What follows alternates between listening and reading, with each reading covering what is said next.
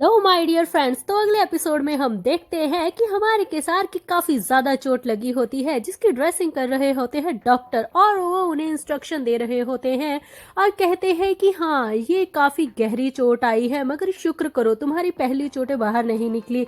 हाँ, फिर भी मैं पूरा ध्यान रख रहा हूँ कि तुम्हें ज्यादा दर्द ना हो और आगे चल के कोई तकलीफ ना हो, मगर फिर भी तुम्हें अपनी हर एक चीज का ध्यान रखना होगा। कोई भी एक्सरसाइज मत करना और कोशिश करो ये सिगरेट भी बंद कर दो, ठीक है। और ये सुन के हमारे के साथ तो एटीट्यूड के साथ कहते हैं कि और कुछ। और फिर हमारे डॉक्टर कहते हैं तुम्हें अपने जख्म को रोज बर्फ के साथ टकोर भी करनी होगी। अगर तुम खुद नहीं कर सकते तो मैं यहाँ पे एक नर्स को भेज देता हूँ, वो सुबह शाम ये सब कुछ कर लेगी। और ये बात सुन के हमारे केसार हमारी हीरोइन की तरफ देखने लगते हैं और कहते हैं कि उसकी कोई जरूरत नहीं है, यहाँ पर बहुत लोग हैं, काम कर लेंगे, फिक्र मत कीजिए। और इधर हमारी हीरोइन इससे पहले कि कुछ सोच पाती, बोली एकदम से दरवाजा कड़ाक से खोल कर आती है और कहती है कि मास्टर मैडम कहीं गुम हो चुकी है। सच में मैं सारी जगह ढूंढ चुकी हूँ, मुझे समझ में नहीं आ रहा यहाँ पर क्या हुआ। और एकदम से जब वो अंदर आती है तो देखती है कि किसार के तो चोट लगी है और वो ड्रेस पहनते हुए हमारे किसार कहते हैं तो आखिरकार तुम आ ही गई, तो अब तुम मुझे सिचुएशन एक्सप्लेन करोगी कि वहाँ पर क्या हुआ था। और तभी वो पीछे पलटकर एडेबल को देखती है और समझ जाती है कि यहाँ की सिचुएशन कुछ अलग है। और फिर वो कहती है कि माफ कीजिएगा, मुझे मैडम को छोड़कर नहीं जाना चाहिए था, मगर सिचुएशन ही कुछ ऐसी थी। मुझे नहीं पता था कि चेयरमैन को अर्जेंटली पेपर्स की जरूरत है। अगर ये काम मुझे ना बोला गया होता तो मैं वहाँ से ना जाती। ये सारी मेरी गलती है, जो कुछ भी हुआ है आप मुझे सजा दे सकते हैं, मैं सजा भुगतने के लिए तैयार हूँ। मुझे एक पल के लिए भी वहाँ से नहीं जाना चाहिए था, मुझे सब कुछ पहले क्लियर कर लेना चाहिए था कि ये सच है या नहीं। और तभी के साथ सारी चीज को समझ आता है और फिर वो कहते हैं कि फिक्र मत कीजिए, अब ये सब कुछ मैं संभाल लूंगा। और ये सब कुछ संभालने से पहले हर तभी एक गार्ड आकर फटाक से दरवाजा खोलता है और कहता है कि सर, जैसा आपने बोला था वैसा कर लिया गया है, एड्स को बुला लिया गया है, और आप बताइए कि अगला हुक्म क्या है। जैसा आपने कहा है क्या वैसा ही करें? यहाँ से हम लोग जाने के लिए तैयार हैं, अगर आप कहें तो हम अभी निकलना चाहेंगे, और आगे के लिए भी आपने जैसा कहा है बिल्कुल वैसा ही होगा। और तभी केसार कहते हैं कि ठीक है, अगर तुम लोग रेडी हो तो तुम लोग यहाँ से निकलो और जाते जाते मेरा एक काम करो। और तभी फिर वो कहता है कि जी बोलिए। और तभी हमारे केसार कहते हैं कि लुसेरिया को अभी इसी वक्त मेरे सामने पेश किया जाए। और ये बोलकर वो धुएं को बाहर निकालता है और अपनी उस सिगरेट को बंद कर देता है। और तभी वो गार्ड कहता है कि जी, जैसा आप कह रहे हैं वैसा ही होगा, और अब हम निकलते हैं अपने सफर पर। हर तभी केसार कहते हैं कि हाँ क्यों नहीं, अब तुम अपना काम करो और मैं यहाँ पर अपना करता हूँ। और तभी फिर वो हमारे एडिबल को बहुत ही प्यार से देखने लगता है। और इधर दूसरी तरफ हम देखते हैं कि दरवाजे पर नॉक होता है और अचानक से ये नॉक की आवाज़ सुन के हमारी हीरोइन केसार की तरफ देखने लगती है और कहती है कि कोई नॉक क्यों कर रहा है। केसार के कमरे में तो बिना नॉक किए एंटर करने का आदेश है ना। और फिर वो सोचने लगती है कि हाँ, यही तो बोला गया था ना मुझे, बोनी ने यही कहा था मुझे हर एक चीज़ की ट्रेनिंग देते वक्त। तो इसका मतलब ये हुआ कि ये एक सिग्नल है कि यहाँ पर कोई अपना नहीं बल्कि कोई बेगाना एंटर कर रहा है, इसलिए वो नॉक कर कर ही एंटर करेगा, इसलिए हमें नॉक करने की इजाज़त नहीं है। सच में क्या स्ट्रेटर्जी है। तो मेरा भाई जैसा दिखता है उससे कहीं ज़्यादा तेज़ दिमाग चलाता है। अब मुझे सारी चीज़ धीरे धीरे समझ में आ रही है। हर तभी केसार अपने कदम आगे बढ़ाता है और कहता है कि लगता है कि जिसे बुलाया गया है वो यहाँ पर आ चुकी है। और वो बड़ी ही शान से जाकर अगले सोफे में बैठ जाता है। और फिर वो हमारी हीरोइन को देखकर कहता है कि तुम वहाँ पे क्या कर रही हो, आओ आकर यहाँ पर मेरे पास बैठो, मेरे नज़दीक। और ये बात सुन के वो समझ जाती है कि यहाँ पर अब वो क्या करने वाला है, क्योंकि उसने लुजेरिया को जो बुलाया हुआ है। और तभी फिर वो अपने ऊपर के उस कोट को देखती है और सोचती है कि शायद मुझे ये नहीं पहनना चाहिए उसके सामने, उसे अच्छा ना लगे। और वो स्पेस देकर अपने हाथ की उसके पास बैठ जाती है। और तभी हम देखते हैं इधर दूसरी तरफ गार्ड बोलता है डेलावेला की लुजेरिया मैडम आने वाली हैं। और तभी दरवाजा हल्का सा खुलना शुरू होता है और इधर के सार हमारी एडेबल को देखकर कहता है कि तुम बहुत दूर बैठी हो, मुझे लगता है तुम्हें और नज़दीक होना चाहिए। और फिर उसे पकड़कर और नज़दीक कर लेता है और तभी सामने से लुजेरिया बहुत ही शांत और बड़े ही नाजुक कदमों के साथ एंटर करती है। उसे नहीं पता होता कि उसे आगे क्या देखने को मिलेगा और वो आकर बड़े ही मासूम से चेहरे के साथ कहती है कि भगवान आपकी सुख शांति बनाए रखें केसार, कैसे हैं आप। और सामने देखती है और तभी हमारे केसार भी बहुत ही बड़ी मुस्कान के साथ कहते हैं कि भगवान तुम्हारी ज़िंदगी में भी सुख शांति बनाए रखे, और कैसी हैं आप। और एकदम से उसी दरवाजे की परछाई से उन दोनों को साथ बैठा देख और इस तरीके से बैठा देख वो एकदम से हैरान हो जाती है, मानो उसने अपनी मौत को सामने देख लिया हो, क्योंकि उसे यकीन नहीं आ रहा था अपनी आंखों पर कि ये जिंदा कैसे हो सकती है और ये इसके पास इस तरीके से कैसे बैठ सकती है। ये तो इसकी बहन है ना, अगर ये जिंदा भी है तो ये ऐसे क्यों बैठी है इसके साथ। मतलब उसके दिमाग में इतना सब कुछ चल रहा होता है कि उसकी चाल नाकामयाब रही, किस तरीके से और कैसे और किन कपड़ों में वो बैठी है, क्या ये सही है, क्या मैं जो देख रही हूँ वो बिल्कुल सही है। उसे तो ऐसे लग रहा था मानो उसकी जिस्म से उसकी रूह निकल गई हो। वो एक जिंदा लाश की तरह सामने खड़ी बस उन दोनों को देख रही होती है। हर थबी के सार उसे देखकर कहता है कि क्या हुआ, आप क्या वहीं खड़ी रहेंगी, आकर यहाँ पर बैठेंगी नहीं। और फिर हमारी लुजेरिया कहती है कि हाँ हाँ क्यों नहीं, पर अंदर ही अंदर कहीं ना कहीं लुजेरिया जानती थी कि उसकी चाल नाकामयाब रही और उसके सामने वही औरत बैठी है और वो भी उसके प्यार के साथ जिसे वो नहीं देखना चाहती थी। मगर फिर भी वो खुद को संभाल कर हर मुस्कुराते हुए कहती है कि मैं तो आपका बॉल में इंतज़ार कर रही थी, मगर आप वहाँ आए ही नहीं। देखिए ना, मुझे बहुत अच्छा लग रहा है, आपने मुझे यहाँ बुलाया मिलने के लिए। और तभी हमारा केसार एकदम से समझ जाता है कि ये सच में बहुत ही बड़ी बेवकूफ़ है। और फिर वो उससे आते हुए जब देखता है तो उसके पीछे जो मेड होती है वो भी सर झुकाकर अंदर एंटर करने लगती है। मगर ये मेड वो मेड नहीं थी जिसने हमारी हीरोइन को धक्का दिया था, ये तो कोई और थी। और इसे आता हुआ देख कहीं ना कहीं हमारी हीरोइन भी हैरान हो जाती है, क्योंकि वो अच्छे से जानती थी कि ये मेड तो कोई नहीं है, ये वो मेड तो है ही नहीं। वो समझ जाती है कि ये औरत कितनी शातिर है, इसने आने से पहले ही अपने पत्ते सारे चल दिए हैं ताकि ये पकड़ी ना जाए। और वो चुपचाप आकर बैठ जाती है मानो कुछ हुआ ही ना हो। और ये सब कुछ देखकर कहीं ना कहीं एडिबल बहुत ज़्यादा अनकंफर्टेबल फील कर रही होती है। और तभी केसार कहता है, ये तुम्हारी मेड, ये मेड क्या हमेशा तुम्हारे साथ ही रही है या ये नई मेड है तुम्हारी। और फिर ये बात सुन के लुजेरिया कहती है कि हाँ हाँ ये मेरी मेड ही है और बहुत वक्त से यही मेरे साथ है, मैं तो एक ही मेड रखती हूँ, आप तो जानते हैं ना मुझे लोग चेंज करना अच्छे नहीं लगता। और तभी केसार कहता है, मगर मुझे ऐसा क्यों लग रहा है कि पिछली बार मैंने जो आपके साथ देखी थी वो कोई और मेड थी, वो ये वाली तो नहीं थी। और ये बात सुन के हमारी लुसेरिया कहती है कि आपको शायद कोई गलत फहमी हुई है, ये वही मेड है और शुरू से ये मेरे साथ ही रहती है। और फिर वो एकदम से मेड की तरफ देखने लगती है और कहती है कि हाँ तुम क्यों नहीं बताती, तुम काफी सालों से मेरे साथ हो ना। और ये बात सुन के बेचारी मेड को तो पसीना आने लगता है कि मैं कहाँ फंस चुकी हूँ। और ये सब कुछ हमारे केसार की आंखों से नहीं छुपता है, क्योंकि उसे सब कुछ समझ में आ रहा होता है कि यहाँ पर क्या हुआ है और क्या हो रहा है। और तभी फिर केसार कहता है कि सच में लुसेरिया तुम बहुत तेज हो, अगर तुम्हारे साथ मेरी एंगेजमेंट की बात नहीं हुई होती तो मैं तुमसे पार्टनरशिप जरूर करता। और ये बात सुन के लुसेरिया कहती है हाँ बहुत बहुत शुक्रिया। और तभी हमारे हीरो कहते हैं तुम मुझे शुक्रिया कह रही हो। और फिर वो कहती है जी हाँ, मैं समझी नहीं अपनी बात को। और ये बात सुन के हमारी हीरोइन एकदम से चौंक जाती है और वो समझ जाती है कि ये प्यार में कितनी पागल है केसार के, इसे समझ में नहीं आ रहा कि ये कैसे रिएक्ट कर रही है।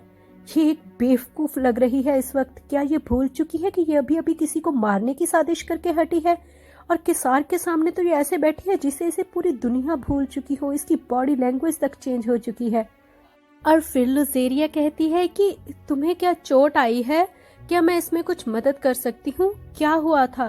कुछ ज्यादा बड़ा हुआ था क्या? और तभी केसार कहता है कि नहीं, ऐसा कुछ नहीं है, तुम्हें मदद करने की ज़रूरत नहीं है, क्योंकि तुम्हारी वजह से ये सब कुछ नहीं हुआ है। और तभी फिर हमारी लुजेरिया कहती है क्या हुआ था? और फिर वो गौर से हमारी एडेबल को देखने लगता है और हमारी हीरोइन भी उसकी आंखों को घूरने लगती है कि अब ये क्या बोलने वाला है। और तभी वो हमारी हीरोइन के बहुत ही ज़्यादा नज़दीक आ जाता है और उसे अपने कंधे से पकड़कर और नज़दीक करते हुए उसकी आंखों में आंखें डालकर देखने लगता है और कहता है कि सच कहूँ तो आसमान से एक मेड़ गिरने वाली थी, तो मैंने उसे बचा लिया और उसे बचाते बचाते मुझे ये चोट लग गई। उम्मीद करता हूँ कि ये चोट से उसे तकलीफ ना हुई हो। और ये बोलकर वो हमारी हीरोइन के माथे पर किस करता है और ये सब कुछ लुजेरिया के सामने हो रहा होता है। और तभी फिर हमारे हीरो कहते हैं तुम ठीक तो हो ना? और हमारी हीरोइन कहती है कि हाँ ब्रदर, तुम्हारी वजह से मैं बिल्कुल ठीक हूँ, मुझे कुछ नहीं हुआ है। और ये सब कुछ देख कर तो मानो लुजेरिया की जान ही निकल गई हो। उसे तो ऐसे लग रहा था कि जैसे उसे किसी ने जिंदा दफन कर दिया हो जमीन के अंदर, उसके टुकड़े टुकड़े कर दिए हो रोम रोम के। वो ये सब कुछ देखना नहीं चाहती थी, कभी भी नहीं देखना चाहती थी, मगर इस वक्त जो सामने हो रहा था वो सच में इन सब चीज़ों में खो गई थी। और फिर वो एकदम से खुद को संभालते हुए कहती है कि नहीं, देखिए ना, आपकी देखभाल मैं कर सकती हूँ, आप चाहे तो मैं आपकी नर्सिंग भी कर सकती हूँ, आपको जो चाहिए मदद मैं कर सकती हूँ यहाँ पर रहकर। हर तभी हमारे हीरो कहते हैं कि मैंने कहा ना, तुम्हारे जिम्मेदार नहीं हो इन सब चीज़ों की, तो जो जिम्मेदार है वही जिम्मेदारी उठाएगा ना, जिसकी वजह से ये सब कुछ हुआ है वही ये ठीक करेगा। और वो हमारी हीरोइन को कंधे से पकड़ने लगता है और ये देखकर लुसेरिया को बिल्कुल अच्छा नहीं लगता। और फिर वो केसार को देखकर कहती है कि आपको नहीं लगता कि अगर आपकी नर्सिंग आपकी कोई एक लड़की करेगी, वो भी आपके कमरे में अकेले, तो ये चीज़ अच्छी नहीं लगेगी। अगर सोसाइटी में ये सारी बातें निकली तो लोग क्या सोचेंगे? और ये सारी बातें सुनकर केसार तो बहुत ही ज़्यादा हंसने लगता है और कहता है सच में लुजेरिया तुम बहुत ही फनी हो। गौर से देखो ज़रा इस मेरी बहन को, अगर तुम्हारा भाई इससे मिला, हालांकि वो इसके काबिल नहीं है, मगर फिर भी अगर ये दोनों साथ हो गए तो तुम्हारा क्या होगा? क्या सोचा है तुमने? इस रिश्ते का क्या होगा? और ये बात से तो मानो उसके पैरों तले से ज़मीन निकल गई हो। और तभी केसार उसे देखकर कहता है कि जो कुछ भी आज हुआ है मैं उसके लिए अपनी आंखें बंद कर सकता हूँ, मगर यकीन करो ये सिर्फ एक बार और आखिरी बार है। ये सारी बातें सुन के वो समझ रही थी कि सब कुछ सामने आ चुका है। और तभी वो बहुत ही ज़्यादा घबरा जाती है और केसार अपनी बात को आगे बढ़ाते हुए कहता है कि जो कुछ भी हुआ मैं यहीं पे ख़त्म करता हूँ, मगर अगली बार अगर ऐसा कुछ हुआ तो मुझसे हमदर्दी की कोई भी उम्मीद मत रखना। सुना तुमने? ये रिश्ता ख़त्म करने में मुझे ज़्यादा वक्त नहीं लगेगा। और ये सारी बातें कटार की तरह हमारी लुजेरिया का सीना चीर कर रही थी, मानो उसे यकीन हो रहा हो कि उसने कितनी बड़ी गलती कर दी है, कितनी बड़ी गलती कि वो अब केसार के सामने बैठ भी नहीं पा रही थी सर उठाकर।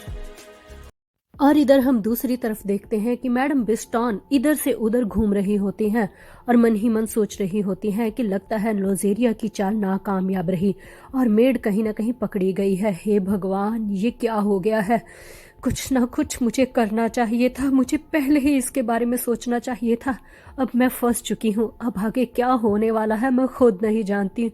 इससे पहले कि वो आगे कुछ बोल या सोच पाती, उसके कमरे के अंदर कोई दस्तक देता है। वो पीछे पलटकर देखने लगती है कि इस वक्त कौन आया है, और यहाँ पर कोई और नहीं ईगर फ्लाइवा आया होता है।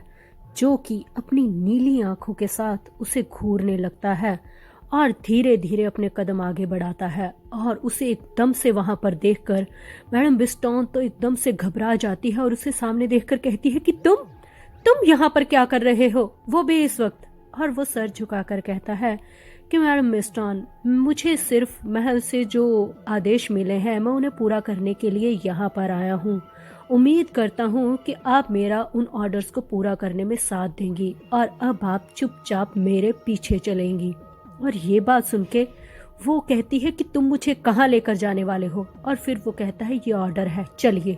और फिर कुछ देर के बाद हम देखते हैं कि वो लोग एक बग्गी में महल से बाहर की ओर निकलने लगते हैं। और उसके अंदर हम देखते हैं कि मैडम की आंखों पर एक पट्टी बंधी हुई होती है। और फिर वो कहती है कि देखो, ऐसे इतनी जल्दबाजी करने की जरूरत नहीं है, क्या हम थोड़ी देर रुक नहीं सकते? मुझे ग्रेस से मिलना है, बहुत बड़ी गलतफहमी हुई है और मैं उस गलतफहमी को दूर कर सकती हूँ। और मैं अगर उनसे बात करूंगी तो वो मेरी बात को जरूर समझेंगे। तुम समझ रहे हो ना ईगिर? तुम गाड़ी को रोको, प्लीज गाड़ी को रोकने की कोशिश करो। मगर ईगिर को तो कुछ भी ये सारी चीजों से फर्क ही नहीं पड़ता। वो चुपचाप एक पोकर फेस लेकर वहां पर बैठा हुआ था और सिर्फ उसके चिल्लाने की आवाज सुन रहा था। वो बहुत देर तक चिल्लाती रही। रास्ते का सफर बहुत लंबा था। वो यही सोच रही थी उसे कहाँ ले जाया जा रहा है। ये कैसी खुशबू है? कब से हम लोग निकले हुए हैं? क्या मुझे सच में वहां पर लेकर जाया जा रहा है? यहाँ पर कोई जाने के बारे में सोच भी नहीं सकता। क्या सच में मैं उस ओशन में जा रही हूँ? क्या मुझे फेंक दिया जाएगा उस ओशन में? ये बात सोचकर भी उसके रोंगटे खड़े हो रहे थे। और बहुत लंबा सफर तय करने के बाद आखिरकार वो शहर से बाहर निकलकर एक अजीब सी जगह पर पहुंच जाते हैं, जैसे कि वो एक तट हो। वहां पर पहुंचते ही ईगर अपने हाथों से उसके आंखों पर लगी हुई पट्टी को खोल देता है और कहता है कि अब हम वहां पर पहुंच चुके हैं। एकदम से चांद की तेज रोशनी उसकी आंखों पर पड़ रही थी, मानो उसकी आंखें चौंधिया सी गई हों। और फिर वो सामने कोशिश करती है ये देखने की सामने कौन खड़ा है। और सामने एक बड़े सिपाही को खड़ा देख वो एकदम से हैरान हो जाती है और समझ जाती है कि उसकी मौत अब सामने है। और वो चिल्लाने लगती है कि ये सब कुछ एक गलतफहमी है। सुनो, मुझे मौका मिलना चाहिए अपने सफाई पेश करने का। ये सब कुछ मैंने जानबूझकर नहीं किया गया था। मेरे साथ साजिश हुई, मुझे धमकाया गया था, मेरा फायदा उठाया गया है। प्लीज मेरी बात सुनो, मुझे एक बार बात करने दो, मुझे लौटने दो यहाँ से। सुनाई दे रहा है तुम्हें? मगर सामने घाट को तो कोई फर्क ही नहीं पड़ रहा था। वो हंसते हुए कहता है कि अच्छा, तो आपको फंसाया गया, आपको धमकी दी गई। अच्छा, ऐसा क्या हुआ था उस धमकी से कि आप उस कसम को भूल गई जो ब्रॉनपार्ट के लोगों के साथ आपने खाई थी? आपने पता है क्या किया है? आपने उस कसम को तोड़ा है, जिस कसम का नाम था चुप्पी, कि हमें चुप रहना है। जो राज हमारे साथ शेयर किए गए हैं, मरते मर जाएंगे मगर इस कसम को कभी नहीं तोड़ेंगे। भले ही जान निकल जाए, वो राज हमारी लाश के साथ दफन होगा। मगर आपने उस ताले को कैसे खोल दिया? आपने कैसे किसी को बता दिया कि क्या सच्चाई थी? और तभी फिर वो कहती है कि देखो मेरी बात सुनो, मैंने सिर्फ उसे हिंट दिया था। और फिर वो कहता है कि हिंट? लगता है वो हिंट आपने सच्चाई के काफी नजदीक दिया था। तभी तो बहुत जल्दी से लुजेरिया को पता चल गया कि वो उसकी असली बहन नहीं है। मगर छोड़ो, खैर वक्त बहुत ज्यादा बीत रहा है, लहरें भी काफी अच्छे से उड़ रही हैं। मुझे लगता है वक्त आ चुका है आपको अलविदा करने का। चलिए अब हम आपको समुद्र के बीचों बीच भेज देते हैं। ये कश्ती वैसे तो टूटी हुई है, मगर शायद आप सरवाइव कर पाएं। आपका जरूरी सामान इसमें आपको मिल जाएगा, जैसे कि नहाने का साबुन, खाने की थोड़ी बहुत चीजें और थोड़े बहुत कपड़े। उम्मीद है आपका सफर अच्छा जाएगा। और हमारे ग्रेस ने यह भी कहा है कि अगर आप पूरे सफर के दौरान यहाँ पर वापस जिंदा लौट आई तो भगवान की मर्जी समझकर आपको बख्श भी दिया जाएगा। देखिए ना हमारे ग्रेस कितने अच्छे हैं। और ये बात सुनकर वो कहती है कि क्या मुझे मौत के मुंह में भेज कर आप सोच रहे हो मैं जिंदा लौटूंगी? ये तूफान भरा समंदर और ये टूटी हुई कश्ती क्या मुझे संभाल पाएंगे? ये तो पानी का एक छोंका तक नहीं बर्दाश्त कर सकती और इसके अंदर मुझे भेजा जा रहा है एक लंबे सफर पर। ये शरिया मौत है, मौत। और ये लोग कह रहे हैं कि अगर भगवान ने चाहा मुझ जैसी पापन को जो कि पाप करके इस पानी के अंदर जा रही है। और फिर वो कहती है कि देखो मैं आखिरी बार कह रही हूँ, हर एक को अपनी बात समझाने का मौका मिलना चाहिए ना। मुझसे ये पहली गलती हुई है। देखो मुझे छोड़ दो, तुम मेरे साथ ऐसा नहीं कर सकते। ईगर तुम समझाओ इन्हें, ईगर तुम समझाओ। मेरी बात सुनो, हम लोग कुछ कर सकते हैं ना इस बारे में। देखो मुझे मत भेजो। मगर इससे पहले कि वो बेचारी की कोई बात सुनता, ईगर उसका हाथ पकड़कर उसे उस छोटी सी नाव की ओर ले जाता है जहां पर उसे अभी पहुंचना था। वो बहुत कोशिश करती है, चिल्लाती है, आखिर तक अपनी जान लगाती है कि मुझे एक बार ग्रेस से बात करने दो। मैंने इतनी बड़ी गलती नहीं की है, मैंने कुछ नहीं बताया है, मैंने सिर्फ हिंट दिया था। मगर हमारे गार्ड को कोई फर्क नहीं पड़ता और वो हाथ हिलाते हुए कहता है कि तुम्हारा सफर बहुत ही खुशनुमा जाए, अच्छे से जाइएगा, मजे कीजिएगा। और इस तरीके से हमारे विस्टॉन को वहां से उस समुंदर के बीचों बीच विदा कर दिया जाता है। और ऐसे समुंदर में जहां पर इंसान तो क्या मछलियां तक नहीं रहती, इसे तूफानी समुंदर कहा जाता है। यहाँ पर कदम कदम पर तूफान आते हैं। और दूसरी तरफ हम देखते हैं कि मैडम बॉनी कहती है कि शुक्र है आपको कोई भी चोट नहीं आई, अगर आपको कुछ हो जाता तो मुझे बहुत ही तकलीफ होती। और ये बात सुन के हमारी एडिबल कहती है कि जिस मेड ने मुझे धक्का दिया था उसका क्या हुआ, उसके बारे में कुछ पता चला क्या? और बोनी उसे नहलाते हुए कहती है कि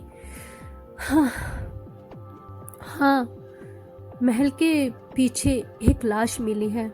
उस लड़की के बदन पर से उसके कपड़े उतार दिए गए थे, उसके हाथ पांव बहुत ही ज़्यादा अजीब तरीके से कटिंग हुए पड़े थे। यहाँ तक कि उसके चेहरे पर भी ऐसे निशान थे कि उसका चेहरा तक पहचान में नहीं आ रहा था। बहुत ही मुश्किल से पता किया गया कि वो वही मेड थी। और कुछ अजीब था, उसकी कमर पर वैसे ही निशान थे जैसे कि हमारी ग्रेस को चोट लगी, बिल्कुल वहीं उसी जगह पर। और ये बात जानकर हमारी एडिबल तो जैसे एकदम से घबरा जाती है और सोचने लगती है कि क्या ये लुज़ेरिया ने किया होगा कि जिसे वो प्यार करती है उसे चोट आई है, उसकी वजह से उसने उसे वहीं से काटा। क्या वो इतनी खतरनाक औरत है कि उसके मर्द को दर्द देने वाले को वो इस तरीके से सजा देगी? सच में ये बहुत ही दिल दहलाने वाली घटना है। वो खुद को समझाने की कोशिश करती है और फिर वो मेड को देखकर कहती है कि और लुज़ेरिया का क्या हुआ? और फिर मैडम बोनी बताती हैं कि आप तो जानती हैं ना कि वो यहाँ पर कितनी मशहूर हैं और वो काफ़ी रॉयल फैमिली के साथ भी उठती बैठती हैं, इसलिए उनके खिलाफ कुछ भी कर पाना थोड़ा सा मुश्किल है और उनके खिलाफ कोई सबूत भी तो नहीं मिले, इसलिए उन्हें कुछ नहीं किया गया। मैं जानती हूँ आप इस बात से निराश हुई होंगी, मगर हम क्या कर सकते हैं। और तभी हमारी हीरोइन कहती है कि कोई बात नहीं, मेरे भाई ने कोशिश की, यही बहुत है, जो कुछ हुआ है उतना ही काफ़ी है। और फिर हमारी मैडम कहती है कि सच में मैं ये खुशबू वाला परफ्यूम आपके पानी में डालती हूँ। और एक खुशखबरी आपको और बताती हूँ कि अब कुछ वक्त के लिए आपको ट्रेनिंग नहीं करनी पड़ेगी।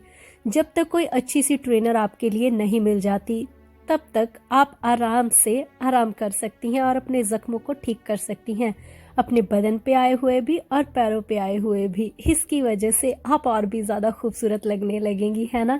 और वो पानी में सर्फ को डाल के एकदम से झाग बनाने लगती हैं। और तभी वो दूसरी तरफ देखकर कहती हैं कि क्या आप मुझे ये नहीं बताएंगी कि मैडम फ्लावा के साथ क्या हुआ? उनके साथ क्या हुआ, क्या मुझे ये जानने का हक है? और बोनी एकदम से चुप हो जाती है क्योंकि बताने लायक इस वक्त कुछ था नहीं। और फिर वो उठ के खड़ी हो जाती है और कहती है कि आप अच्छे से नहा लीजिए और फिर आपको कपड़े भी तो पहनने हैं ना, और आप मुझे बता दीजिए आपने कौन सी ड्रेस पहननी है। आप दिन में अभी इस वक्त कौन सी ड्रेस पहनेंगी, क्योंकि आपको अभी जाना भी तो है। मगर हमारी हीरोइन का ध्यान तो उस वक्त इन सब चीज़ों पे था ही नहीं।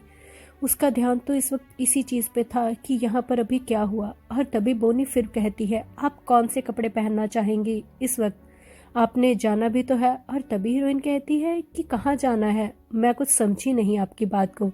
और हमारी मैडम कहती हैं कि ग्रेस ने आपको बुलाया है उनकी मलहम पट्टी करने के लिए, क्या आप भूल गई हैं? आपने ही तो हामी भरी थी ना। और फिर वो कहती है कि मैं जाऊंगी उनकी मलहम पट्टी करने के लिए। हाँ, और वो एक गहरी सांस लेती है। और इधर दूसरी तरफ हम देखते हैं कि हमारे हीरो बड़े ही मजे से अपनी शर्ट के बटन ओपन करके और अपने 6 पैक दिखाकर लेटे हुए होते हैं। वैसे तो 8 पैक ही हैं क्योंकि 2 पैक उसके बेचारे के पट्टी के अंदर छुपे हुए हैं। और वो बहुत ही ज़्यादा खुश हो जाता है अपनी बहन को वहाँ पर देखकर और कहता है कि ओ तो तुम यहाँ पर आ ही गई। वो हमारी हीरोइन को आता हुआ देखकर काफी खुश था। हमारी हीरोइन भी बहुत ज्यादा ही खूबसूरत लग रही होती है इस लॉन्ग ड्रेस में। ऑफ वाइट कलर की इसकी ड्रेस होती है और ऊपर से मल्टी कलर की जैकेट उस पर बहुत ही ज्यादा सूट करती है। और अब तो वो कंफर्टेबल जूते पहनकर टक टक करते हुए एंटर करती है। उसके हाथों में मरहम पट्टी का सामान होता है जिसे वो सामने पड़े टेबल पर आकर रख देती है और बड़े ही प्यार से एक गहरी सांस लेकर सोचती है कि हाँ अब उसे शुरू करना चाहिए। वो यहाँ पर आ जो गई है और फिर वो कहती है कि अब मैं आपकी पट्टी काटने वाली हूँ, क्या आप अपनी शर्ट को, ये बोलकर वो सामने देखने लगती है कि वो उसे शर्ट उतारने के लिए बोले। मगर इससे पहले कि वो हमारे हीरो को शर्ट उतारने के लिए बोलती, हमारे हीरो पहले ही शर्ट उतार के बैठ जाते हैं। और उसकी उस बैग को देखकर वो तो एकदम से उसकी बॉडी में ही खो जाती है और सोचने लगती है कि सच में लड़की इन पर इसीलिए तो मर मिटती हैं ना, क्योंकि इतने चौड़े कंधे और इनकी कमर बिल्कुल नैरो है। और कमर के बीचों बीच ये जो इनकी शेप बनती है, वाओ, इसकी टैन कलर की बॉडी के ऊपर ये जो निशान, इससे ज़्यादा डेंजरस तो और कुछ भी नहीं लगता। ऐसे लगता है बड़ी ही खतरनाक स्टोरियाँ इसके साथ जुड़ी होंगी। और ये ब्यूटी मार्क, हाँ, ये सब कुछ देख के वो गुम होती है। तभी हमारे हीरो कहते हैं कि क्या तुम्हारी आंखें थकी नहीं मेरी इस खूबसूरत बॉडी को देखकर। और फिर हमारी हीरोइन एकदम से खुद को संभालती है और सोचने लगती है कि हे भगवान मैं ये क्या कर रही थी। और मेरे हीरो कहते हैं कि मैं जानता हूँ कि मेरे जैसी बॉडी देखकर बर्दाश्त कर पाना थोड़ा सा मुश्किल होता है, मगर तुम्हें कंट्रोल करना होगा। और फिर वो एकदम से अपने आप को समझाते हुए कहती है कि हे भगवान मैं ये क्या सोच रही थी, मतलब मुझे ये सब कुछ नहीं सोचना चाहिए था इस वक्त। हाँ, तभी हमारे हीरो भी उसका मजाक उड़ाने लगते हैं, कहते हैं कि मैं समझ सकता हूँ, अक्सर मुझे देखकर ये होना पॉसिबल है। और फिर वो कहती है नहीं नहीं ऐसा कुछ भी नहीं है, तुम जो सोच रहे हो मैं वैसा बिल्कुल भी नहीं सोच रही। और तभी हमारे हीरो बेड पे लेटने लगते हैं और कहते हैं कि अब मान भी जाओ कि तुम जो सोच रही थी वो मैं जानता हूँ। और फिर वो कहते हैं कि चलो अब अपना काम करो जो तुम यहाँ पे करने आई हो, और लेट जाता है। और तभी हमारी हीरोइन उसे ऐसे लेटा हुआ देखकर कहती है कि हाँ अब मुझे जो काम करने आई हूँ मैं, अब मुझे वो करना चाहिए। और एक गहरी सांस लेती है और फिर कहती है कि पहले मैं आपकी ये पट्टी काटने वाली हूँ। और उसे तो एकदम से पसीना आने लगता है। और फिर वो कहती है कि आपने मुझे आपकी ड्रेसिंग करने के लिए क्यों कहा, जबकि आप अच्छे से जानते हैं कि मुझे मेडिकल की कोई नॉलेज नहीं है। और फिर हमारे हीरो बताते हैं कि बोनी को कहता तो वो मुझ पे बस चिल्लाती रहती मेरे जख्मों को लेकर, और गिलो, और तुम्हें पता है ना उसका तो, हाँ, वो तो बातें ही करना नहीं छोड़ता। इसलिए मेरे लिए सिर्फ एक ही ऑप्शन बची थी और वो तुम, इसलिए चुपचाप आकर अपना काम करो। हाँ, हमारे हीरो की ये सारी बातें सुन के वो एकदम से चुप हो जाती है। हाँ, चुपचाप कैंची को उठाती है और कहती है कि हाँ मैं यहाँ पे जो काम करने आई हूँ मैं फटाफट उसे फिनिश करती हूँ और फिर यहाँ से निकल जाऊँगी। और फिर वो हमारे हीरो को देखने लगती है कैंची पकड़कर और उसके पास आने लगती है ताकि वो उसके ऊपर जो पट्टी लगी हुई है वो उस पट्टी को काट सके और धीरे धीरे अपने हाथों से वो पट्टियों को काटने लगती है। मगर उसके हाथ कांप रहे होते हैं और उसकी धड़कनें बहुत ही ज़्यादा तेज़ होती जाती हैं जैसे जैसे वो हमारे हीरो के करीब आ रही थी। और हमारे हीरो तो आराम से आंखें बंद करके लेटे हुए थे, माने उन्हें कोई फ़र्क ही नहीं पड़ रहा। मगर एडेबल की तो जैसे जान जा रही थी। उसे ऐसे लग रहा था कि कुछ अजीब सा हो रहा है, उसे बहुत ज़्यादा घबराहट हो रही है। ऐसे फील हो रहा है जैसे वो एक ही कमरे में बंद है और वो भी एक वाइल्ड बीस्ट के साथ जो उस पर कभी भी हमला कर देगा। ये बात सोचते ही उसके पसीने छूट रहे थे। वो खुद को बहुत ही मुश्किल से काबू में कर पा रही थी। वो उसकी तरफ देख तो रही थी मगर बहुत ही अजीब सी घबराहट को लेकर, और कहीं ना कहीं ये घबराहट हमारे हीरो को भी उसकी समझ में आ रही थी। वो चुपचाप वहां पर सब्र करके लेटे हुए थे और तभी हमारी हीरोइन एक डिब्बे को हाथ लगाकर कहती है कि अब मैं आपको मरहम लगाने लगी हूँ आपके जख्मों पर, ठीक है। हेलो माय डियर फ्रेंड्स, अगर आप यहाँ तक पहुँच चुके हैं तो इसका मतलब को आपको ये स्टोरी काफ़ी पसंद आई है। मगर मैं जहाँ तक देख रही हूँ कि बहुत सारे लोग मेरी स्टोरीज को देखते ज़रूर हैं मगर मेरे चैनल को सब्सक्राइब नहीं करते, तो प्लीज़ ऐसा मत कीजिए। मेरे इस चैनल को प्लीज़ लाइक शेयर कमेंट और सब्सक्राइब ज़रूर कर लीजिए और आगे भी और इसको भेजिए ताकि मैं आपके सामने और मज़ेदार ऐसे ही वेबटोन्स और मैनुअल लेकर आती रहूं। मेरे चैनल को सपोर्ट ज़रूर कीजिएगा और कंटिन्यू करते हैं हम अब की स्टोरी को। Bye bye, love you all. हमारी एडेबल दवा को उठा के अपने हाथों में किसार की तरफ देखने लगती है और मन ही मन सोचने लगती है कि इसका जख्म बहुत ज़्यादा ही गहरा है। मैंने जितना सोचा था उससे भी कहीं ज़्यादा, बाहर से लेकर नीचे तक इसके पेट तक ये जख्म जा रहा है। सच में इसे बहुत ज़्यादा चोट लगी है और इसे दवा भी ज़्यादा लगानी होगी। इन सारी चीज़ों में खोकर वो अपने हाथों से धीरे धीरे मलहम को उसके ज़ख्मों पर लगाने लगती है और जैसे जैसे वो मलहम को ज़ख्मों पर लगाती है वैसे वैसे वो अपने हाथ को भी नीचे की तरफ लेकर जाना शुरू कर देती है। मगर उसका हाथ पीछे की तरफ नहीं जाता, इसलिए वो थोड़ी सी अनकंफर्टेबल फील करती है और ये सब केसार को दिख रहा होता है कि वो अनकंफर्टेबल है मगर कुछ नहीं कहता। और तभी हमारी हीरोइन कहती है कि क्या तुम थोड़ा सा इधर को पलटोगे ताकि मैं तुम्हारे नीचे तक यहाँ जख्मों तक लगा सकूं दवा, मेरा हाथ नहीं पहुँच रहा। और उसकी ये बात सुन के हमारा केसार कहता है कि मेरा बिल्कुल भी मन नहीं है, तुम जैसे तैसे करके इसे लगा दो, मुझे यहाँ पर उठने का बिल्कुल मन नहीं है। और फिर हमारी एडेबल कहती है थोड़ा सा तो इधर को पलट सकते हो, सिर्फ थोड़ा सा। वो कहता है मैंने कहा ना मुझे नहीं पलटना, तुम्हें जैसे करना है तुम वो करो। और फिर वो कहती है कि ठीक है, तो क्या मुझे इजाज़त है कि मैं बेड पर बैठ सकूं? अगर मैं बेड पर बैठ जाऊंगी तो मैं आसानी से नीचे तक लगा पाऊंगी ना ऑर्नामेंट। तो ये बात सुन के केसार की तो जैसे आंखें ही एकदम से खुल जाती हैं और फिर वो कहता है कि हाँ ठीक है, तुम्हें ये सब पूछने की ज़रूरत नहीं है, वैसे तुम जैसा चाहो वैसे आकर ऊपर दवा लगा सकती हो। और ये बोलकर वो काफ़ी खुशी महसूस कर रहा होता है और तभी हमारी हीरोइन अपना जवाब सुन के काफ़ी सुकून के साथ यही सोचती है कि हाँ यही सही रहेगा, अब मुझे ऊपर बिस्तर पर आना चाहिए। और फिर वो कहती है कि ठीक है, अगर ऐसी बात है तो मैं ऊपर आकर बैठती हूँ। और ये बोलकर वो अपनी स्कर्ट को हल्का सा नीचे से उठाकर और अपने पैरों को ऊपर रख के उसके बिस्तर पर बैठ जाती है और फिर बड़े ही प्यार से अपने बालों को सहलाते हुए उन्हें अच्छे से पीछे करती है ताकि उसे कोई भी डिस्टर्बेंस ना हो और वो आराम से अपना काम कर सके। और वो केसार की बॉडी की तरफ नीचे को झुक के देखने लगती है कि कहाँ कहाँ तक मुझे दवा लगानी है और वो उसके काफ़ी करीब आ जाती है और अपने हाथों से मरहम को धीरे धीरे लगाने लगती है। ये सब केसार की हद से पार हो जाता है, इसलिए वो पलट कर अपने हाथ से उसके हाथ को खींचकर उसे बिस्तर के ऊपर लेटा देता है और अपने पैर से वहाँ पे ट्रॉली को भी फेंक देता है। और ये देखकर हमारी हीरोइन तो एकदम से चौंक जाती है कि यहाँ पर अभी क्या हुआ और क्या हो रहा है। क्योंकि उसे तो पता भी नहीं था कि एक पल में क्या बदल गया। मगर जब उसने अपनी आंखें खोली तो सामने उसे वो शख्स दिखाई दे रहा था जिसे अभी अभी वो दवा लगा रही थी। और वो सोचती है कि जब ये सब एक्सीडेंट हुआ कल रात को, किसी ने मेरे बारे में नहीं पूछा, किसी को ये फिक्र नहीं थी कि मैं मरते हुए बची हूँ। सब लोगों को फिक्र थी तो सिर्फ इसकी, और हो भी क्यों ना, क्योंकि मैं तो एक सर्वेंट हूँ ना, मेरी फिक्र करेगा भी कौन। मगर ये जो शख्स, ये सामने बैठा शख्स था, ये पागलों की तरह मेरे लिए वहां पर दौड़ कर गया, मेरी मदद करी। मुझे समझ में नहीं आई क्यों।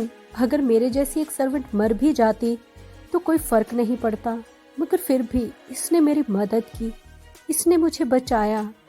और उस वक्त जब ये अपनी आंखों से मुझे उन कपड़ों में भी देख रहा था, तब भी इसे मेरी फिक्र लग रही थी, जबकि वो कपड़े बहुत ही रिवीलिंग थे। मगर मुझे क्यों ऐसा महसूस हो रहा था कि इसे मेरी फिक्र है। और जब मैंने इसको देखने की कोशिश की तब भी मुझे ऐसा लगा कि इसे मेरी बॉडी से ज़्यादा मेरी फिक्र हो रही है कि मुझे कुछ हुआ तो नहीं है। और इसका वो कोट देना मुझे एक ऐसा एहसास था मानो वो मुझे दिलासा दे रहा हो कि वो मुझे प्रोटेक्ट कर रहा है। और वो फीलिंग भी बहुत अच्छी थी और ये सारी चीज़ें बहुत अच्छी लग रही थी मुझे। पर अब जो शख्स मेरे सामने है, ये कौन है? मैं इसे समझ नहीं पा रही हूँ। इसका ये बिहेवियर मेरी समझ से बाहर है। और वो उसे देखकर कहती है कि भाई क्या कर रहे हो तुम? और उसका ये लफ्ज़ सुन के हमारे हीरो उसे देखकर कहते हैं कि सच में तुम्हारी एक्टिंग की दाद देनी पड़ेगी, और इस तरीके से यहाँ पे एक्टिंग करने की अब तुम्हें कोई ज़रूरत नहीं है। मैं सिर्फ तुम्हारी विश पूरी करने के लिए इस वक्त रेडी हूँ। तुम्हें बस इशारा करना है कि तुम क्या चाहती हो। ये सारी बातें हैडबल के सर से ऊपर जा रही थी। उसे समझ में नहीं आ रहा था यहाँ पे क्या हो रहा है। और वो उसे देखकर कहती है कि तुम भाई हो मेरे।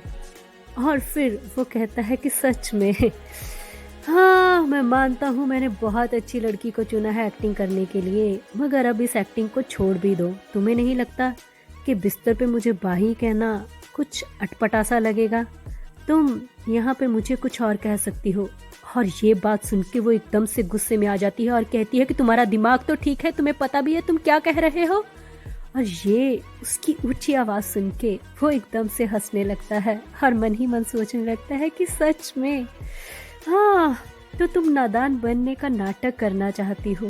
ठीक है, मुझे कोई एतराज़ नहीं है, तुम्हें जैसा अच्छा लगे, पर मत भूलो मैं एक मर्द हूँ और तुम एक औरत। और इसलिए अपना ये अंदाज, ये भोलेपन का अंदाज, ये सब करना बंद करो, क्योंकि इसमें तुम और ज़्यादा क्यूट लग रही हो। हाँ, तुम्हें नादान बनना है तो मुझे कोई एतराज़ नहीं है।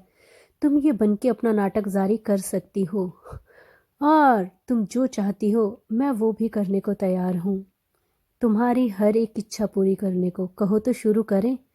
और उसकी ये बातें सुन के हमारी हीरोइन यही सोचने लगती है कि ये वो शख्स है, दुनिया का इकलौता शख्स, जिसकी ज़िंदगी में एक दो नहीं, ना जाने कितनी लड़कियां हैं।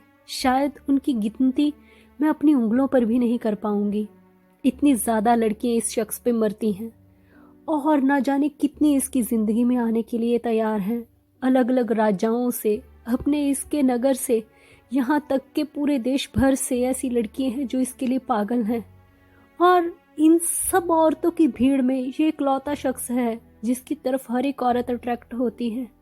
और मेरे जैसी शू शाइनर इस सब भीड़ में क्या क्या नजर आएगी? नहीं। अगर मैं भी उनके जैसी ही बन गई तो मेरी जिंदगी और बाकियों की जिंदगी में फर्क क्या? और मैं भी वही कहलाऊंगी ना, उन्हीं में से एक। नहीं, मैं ये तो नहीं चाहती। इधर केसार भी उसकी तरफ देखकर यही सोच रहा होता है कि इसका नाटक ज्यादा हो रहा है, या ये कहूँ कि ये जानबूझकर ये सब कुछ कर रही है। आखिर ये सारी अदाएं ये मुझे पाने के लिए ही तो कर रही थी ना, बिना वजह मेरी फिक्र करके। जबकि ये भूल गई थी क्या कि इसे दर्द देने वाला सबसे बड़ा इंसान मैं ही हूँ, और ये मेरे साथ ये सब कुछ कर रही थी क्योंकि अगर मैं इसका हो जाऊंगा तो इसके सारे दुख दर्द दूर हो जाएंगे। और तभी केसार उसके और करीब आता है और कहता है, तुम्हें जो चाहिए था तुम्हें वो मिल रहा है। मैं तुम्हें खुश करने के लिए कुछ भी करने को तैयार हूँ इस वक्त। तो चलो फिर देरी किस बात की। तो मुझे लगता है तुम्हें अपने लिप्स खोल लेने चाहिए इस शुरुआत के लिए। और फिर केसार सोचने लगता है कि अगर मैंने इसके साथ लाइन क्रॉस कर दी तो डेला वाले के साथ जो हमारी शादी करने की कसम है उसका क्या होगा। और फिर वो सोचने लगता है क्या फर्क पड़ता है, ये कसम कोई और पूरी कर लेगा। और इस वक्त इसे ऐसे हालात में देखकर और वो गौर से उसे देखने लगता है। वक्त के साथ साथ एडिबल और भी ज़्यादा खूबसूरत हो गई थी और भी ज़्यादा अट्रैक्टिव। और इस वक्त ऐसे हालात में केसार को वो और ज़्यादा अट्रैक्ट कर रही थी, जिसकी वजह से उसकी आंखें उससे दूर नहीं हो पा रही थी। और वो यही सोच रहा था कि सिर्फ एक रात के लिए इसे वेस्ट नहीं कर सकते, इसे तो अपने पास ही रखना चाहिए ना। और वो उसके और करीब आने लगता है और यही सोचता है कि आगे देखा जाएगा जो होगा, पर इस वक्त तो मैं इसे अपना बनाऊंगा।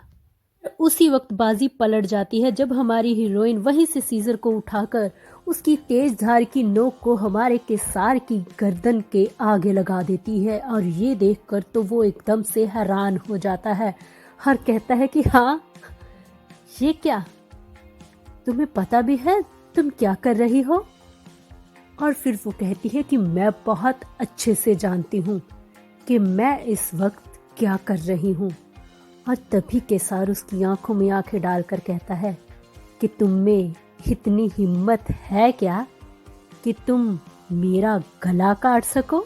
और वो एकदम से हंसने लगता है ये सोचकर कि सच में ये लड़की क्या मुझ पे सच में वार करने वाली है।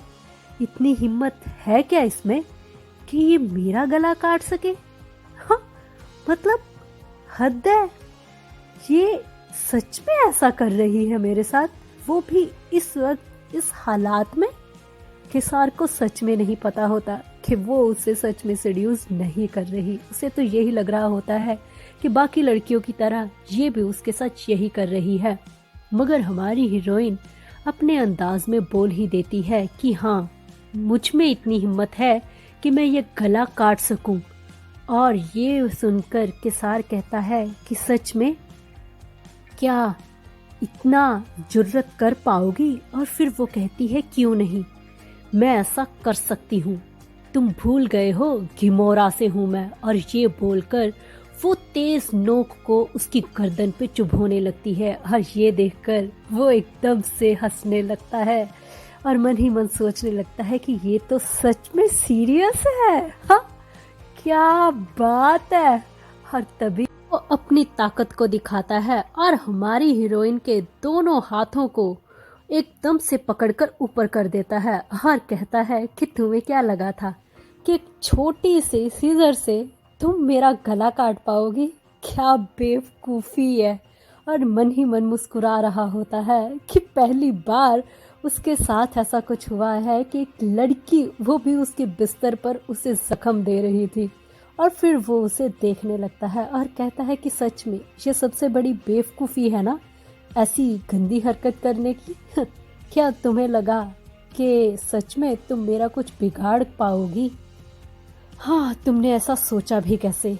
और उसकी ये बात सुन के उसे और गुस्सा आता है और वो गुस्से में कहती है कि हाँ, अगर तुमने और आगे कुछ किया तो मैं बहुत कुछ करने को तैयार हूँ। और उसकी ये बात सुन के कहीं ना कहीं वो कन्विंस हो ही जाता है कि इस बार उसने गलती कर दी है इस लड़की को समझने में।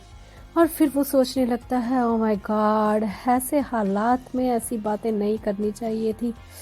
अब मैं कैसे कंट्रोल करूँ खुद पर? पर मुझे संभालना होगा खुद को। और फिर वो हमारी हीरोइन के हाथों की ग्रिप को छोड़ देता है और कहता है कि अच्छा, एक बात तो बताओ मुझे, सच सच बताना, क्या तुम मुझसे नफरत करती हो? उसकी ये बात सुन के हमारी हीरोइन उसकी तरफ देखने लगती है और कहती है कि ऐसा कुछ नहीं है कि मैं तुमसे नफरत करती हूँ। और एकदम से गुस्से में उसका मूड बदल जाता है और कहती है कि इसका मतलब ये भी नहीं है कि मैं तुम्हें तुम्हारी मनमानी करने दूं और तुम वो सब कर पाओ जो तुम चाहते हो। मैं ऐसा तो बिल्कुल नहीं होने दूंगी। और उसकी ये बात सुन के कहीं ना कहीं हमारे हीरो काफी ज्यादा खुश हो जाते हैं और फिर कहते हैं कि हाँ ठीक है, अगर तुम्हारी यही मर्जी है तो यही सही। ये देखकर हमारी हीरोइन एकदम से उसे देखने लगती है कि अभी इसका क्या मतलब हुआ कि ठीक है सब। और फिर वो एकदम से उसे घूरने लगता है और घूर कर फिर कहता है कि चलो उठो, अब नर्सिंग करो मेरी, मुझे वैसे भी जाना है, बहुत काम है। ये जो तुम्हारा काम बाकी है उसे पूरा करो और यहाँ से निकल जाओ। ये बोलकर वो वहाँ से खड़ा होने लगता है और हमारी हीरोइन भी उसे घूरने लगती है कि क्या सच में ये उठने लगा है, मतलब कि यहाँ पे जो कुछ हुआ वो अभी बस यहीं पर ख़त्म। उसकी तो कुछ समझ में नहीं आता, मगर हमारा केसार सच में वहाँ से साइड में होकर एकदम से एक तरफ नुक्कड़ में आकर बैठ जाता है। इस बार वो ऐसे बैठा होता है कि हमारी हीरोइन आसानी से उसके मलहम भी लगा सके और पट्टी भी। और हमारी हीरोइन कुछ वक्त के लिए तो उसको वैसे ही घूरती रही और तभी फिर किसार उसे देखने लगा कि अब क्या, अब जो कह रही है वो मैंने कर दिया ना, तो अब ये नखरे किस बात के दिखा रही है और मुंह किस बात के लिए बना रही है। और हमारी हीरोइन तभी हिम्मत करती है, उठती है और किसार मन ही मन सोचने लगता है कि सच में मैं क्या करूं। इसकी आज की हरकत देख के मेरा बिल्कुल मन नहीं कर रहा कि मैं इसकी शादी डाला वाला के खानदान में करूं और इसे यहाँ से विदा कर दूं। अब मेरा बिल्कुल मन नहीं है इसे कहीं भी भेजने का। अब तो बस यही मन है कि ये यहीं पर रहे। और क्या ऐसा हो सकता है?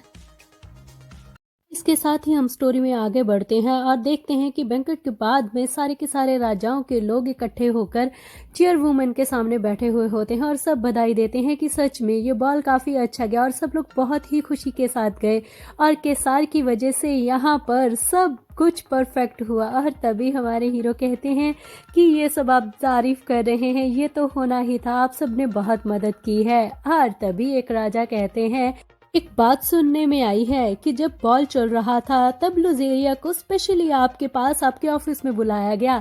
क्या हमें कोई खुशखबरी मिलने वाली है? क्या शादी की शहनाइयां बजने की तैयारी है? हम तैयारी करें कुछ। और ये बात सुन के हमारे केसार कुछ वक्त के लिए चुप हो जाते हैं और कहते हैं कि नहीं, शायद आपको गलतफहमी हुई है, असल में मैं उसे किसी से मिलवाना चाहता था, अपनी बहन से। और ये बात सुनकर एकदम से वो चौंक जाते हैं कि क्या कहा तुमने, कि आपकी बहन से? और वो कहते हैं कि हाँ, शायद आप लोगों को नहीं पता, मगर मेरी एक बहन भी है जो कि अभी अभी वापस आई है और मैं बहुत ही जल्द जो एक बहुत ही बड़ा बैंक्वेट होने वाला है उसमें उसकी एंट्री करवाने वाला हूँ और उम्मीद करता हूँ कि आप सब इसमें मेरा साथ देंगे।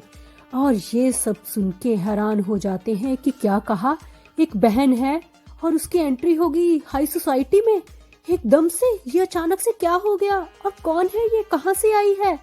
और तभी सबकी हैरानगी को देखकर वो कहते हैं कि फिक्र मत कीजिए, वो बहुत जल्द आपके सामने आ जाएगी, अभी वो थोड़ी तैयारी कर रही है। और रही बात डाला वाले फैमिली की और हमारे कनेक्शन की, तो फिक्र मत कीजिए, वो कॉन्ट्रैक्ट पूरा होगा, क्योंकि वो जब सोसाइटी में एंटर करेगी तो हमारी पूरी कोशिश होगी कि वो मिस्टर डालावाला से मिले।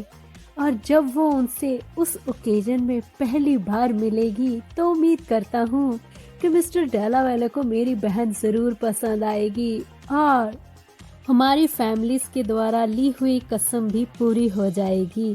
और इन सब में आप मेरा ज़रूर साथ देंगे, उम्मीद करता हूँ कि आप सब साथ देंगे, है ना? और ये बात सुन के सारे के सारे उस वक्त चुप होते हैं क्योंकि कोई भी उसके खिलाफ नहीं जा सकता इस वक्त। और सबके सब हैरान और परेशान भी होते हैं कि यहाँ पर क्या होने वाला है।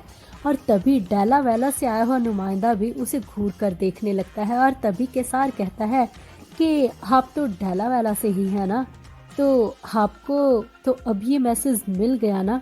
उम्मीद करता हूँ कि ये वहाँ तक भी पहुँच जाएगा और उन्हें भी समझ में आ जाएगी कि अब रिश्ता किसका और कहाँ से होना है। मगर ये बात सुन के वो कुछ ज़्यादा खुश नहीं होता, क्योंकि सब जानते हैं कि लुज़ेरिया केसार को कितना पसंद करती है और सब इसी शादी को पूरा होता हुआ देखना चाहते हैं। और कहीं ना कहीं चेयरवुमन ये सब कुछ होता हुआ देख रही होती है। और तभी केसार कहता है कि सारी खबर आगे तक पहुंच जानी चाहिए, उम्मीद करता हूं आप साथ देंगे। मगर चेयरवुमन काफ़ी अनकंफर्टेबल फील कर रही होती है और उन्हें ये सब ठीक नहीं लगता। और फिर हम पहुंचते हैं महल में। यहाँ पर चिड़ियों की चहचहाहट शुरू हो रही होती है। बाहर का मौसम है और खूबसूरत सी हवाएं चल रही होती हैं और सभी परिंदे अपने पर पूरे फैलाकर आसमान की ओर उड़ रहे होते हैं, मानो अपनी जिंदगी को नए तरीके से शुरू कर रहे हो। और तभी एकदम से हमारे हीरो का सेक्रेटरी भाग कर आता है जब उसे पता चलता है कि एडेलेबेल आ रही है। और वो एकदम से आकर कहता है कि हाँ, मैं तो थक गया, तुम्हें देखकर तो मेरी सांस में सांस आती है, सच में तुम कितनी खूबसूरत हो।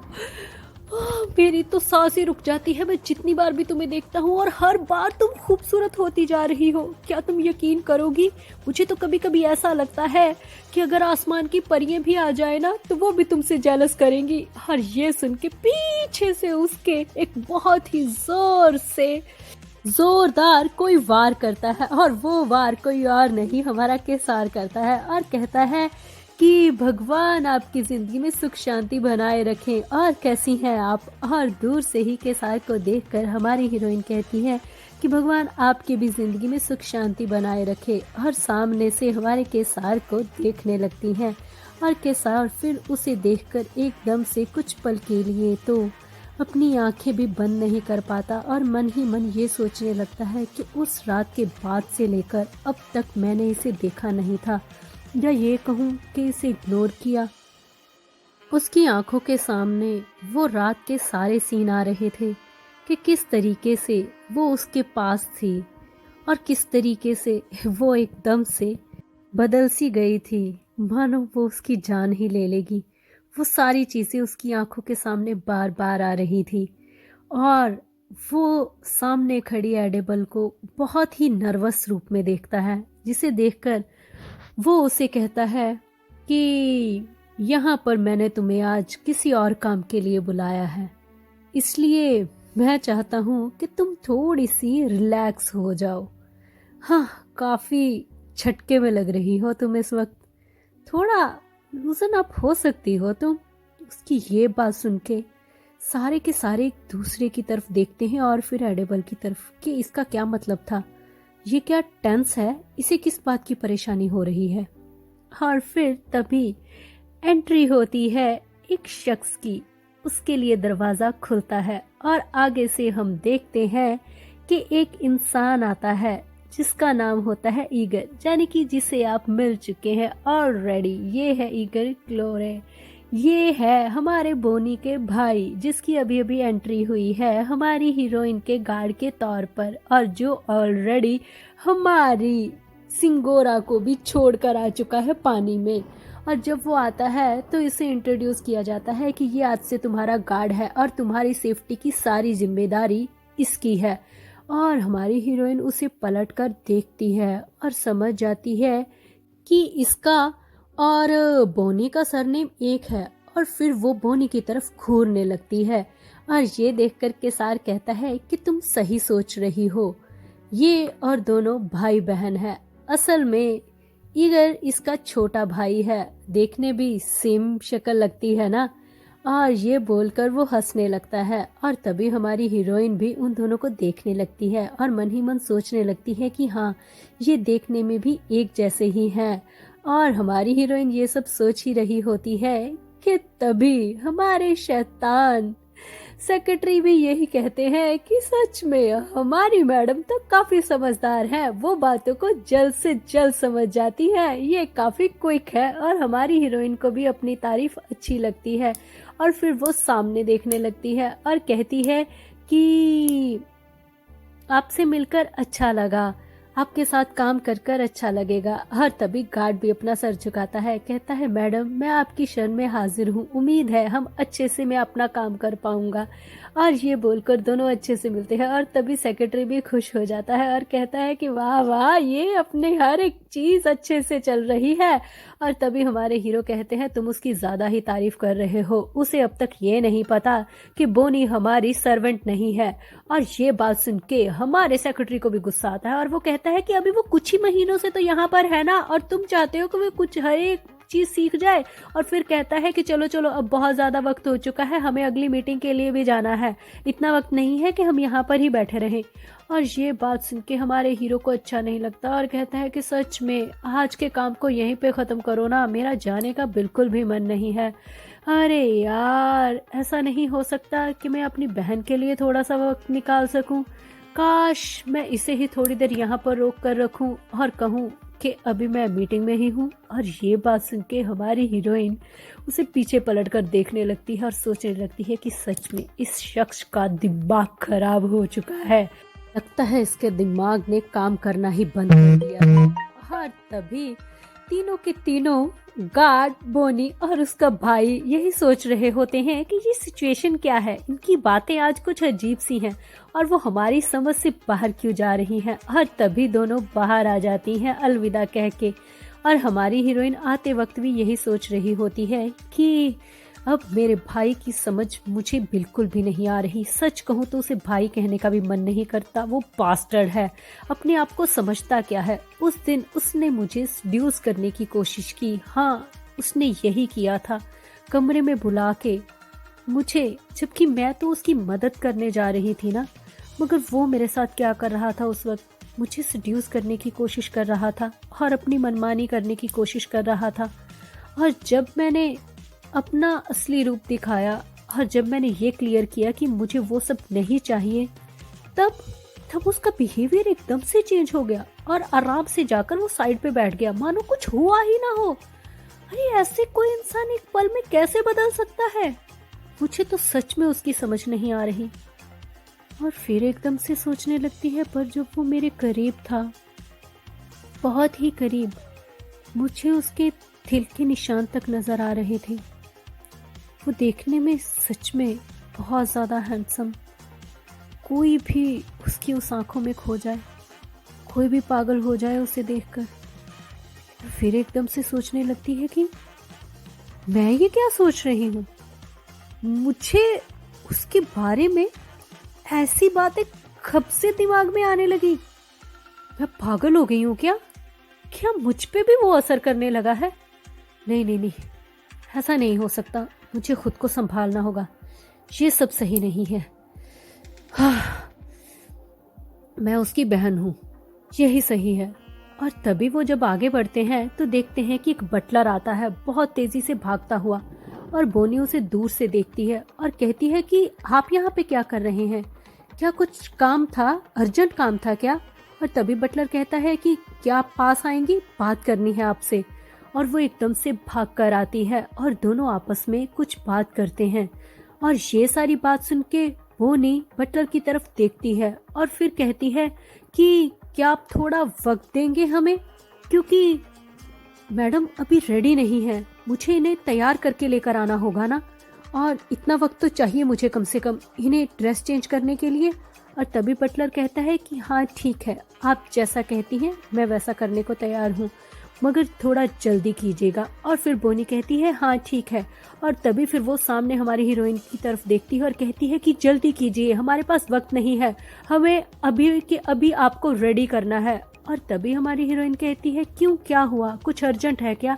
और फिर वो बताती है कि मैडम आपका इंतजार कर रही हैं, चेयर वुमेन आज आपसे मिलना चाहती हैं। और इसके साथ ही हम इस आज की स्टोरी को यहीं पे समाप्त करते हैं। आई होप कि आपने इस वीडियो को खूब सारा एंजॉय किया होगा। मुझे भी बहुत अच्छा लगता है आप लोगों के लिए वीडियो बनाने में, मगर मैं क्या करूं, मेरा शेड्यूल बहुत ज़्यादा टाइट होता है, जिसकी वजह से कई दिनों तक मैं वीडियो नहीं बना पाती। और आप मुझे सपोर्ट करते हैं, फिर भी thank you so much guys. मगर फिर भी थोड़ा सा मुझे अंडरस्टैंड करने की कोशिश करें, क्योंकि मैं एक वर्किंग वूमन हूँ और मुझे काम भी करना पड़ता है और आप लोगों के लिए स्टोरीज़ भी लेकर आनी पड़ती हैं। इसलिए मेरे साथ थोड़ा सा कोऑपरेट ज़रूर करें, मगर फिक्र ना करें, मैं धीरे धीरे करके आपके सारे फेवरेट मैनुआज को लेकर आने वाली हूँ। सारे के सारे लाइनअप हैं और मैं पूरी मेहनत कर रही हूँ कि मैं आप लोगों को खुश रख सकूँ। इसलिए आप मुझे सपोर्ट करते रहें। Love you guys. मिलते हैं अगली बार एक नए मैनुआ के साथ।